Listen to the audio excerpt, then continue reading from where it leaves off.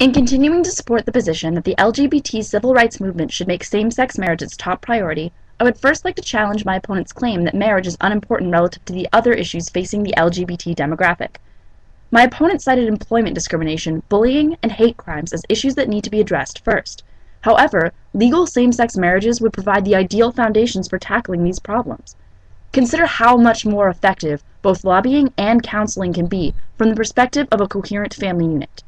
To be clear, I mean family in the most basic, non-restrictive sense, an intimate and stable group of individuals bound by love and common principles.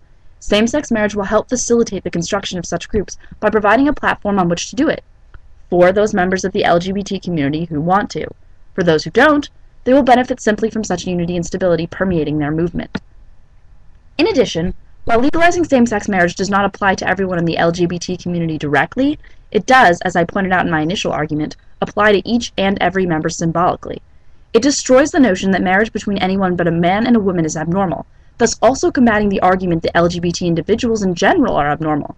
This, in turn, makes it far more difficult to treat them abnormally, that is, unfairly. My opponent also raised a concern that a focus on same-sex marriage would take time, energy, and resources away from the LGBT civil rights movement that could be better spent on addressing other issues. However, it is important to note that same-sex marriage is in fact already the priority of this movement. Therefore, it would be wasting time, energy, and resources to structure the kind of remodel of the civil rights movement my opponent is proposing, especially given the fact that we are already so rapidly approaching victory on the same-sex marriage front. If the issues facing the LGBT community are as big and as pressing as my opponent says, and I firmly believe that they are, this particular movement cannot afford the backtracking that will come with changing its focus. While my opponent is correct in claiming that legal action alone cannot bring about the change the LGBT community wants to see in America, it is still instrumental in bringing about that change. People have faith in their laws.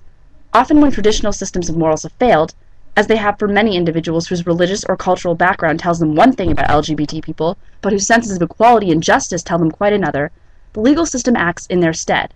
To cite a historical example, the Civil Rights Act of 1964, which outlawed essentially all forms of public racial segregation, led to the passage of several other civil rights laws as more and more Americans jumped on the bandwagon of equal rights for African Americans.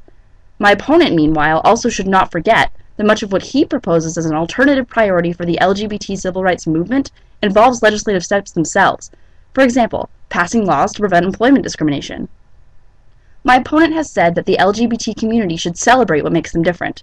I wholeheartedly agree. But what better way to do this than through the celebration of marriage? What better way to affirm that LGBT relationships bring a positive, diverse contribution to society than by legitimizing these relationships?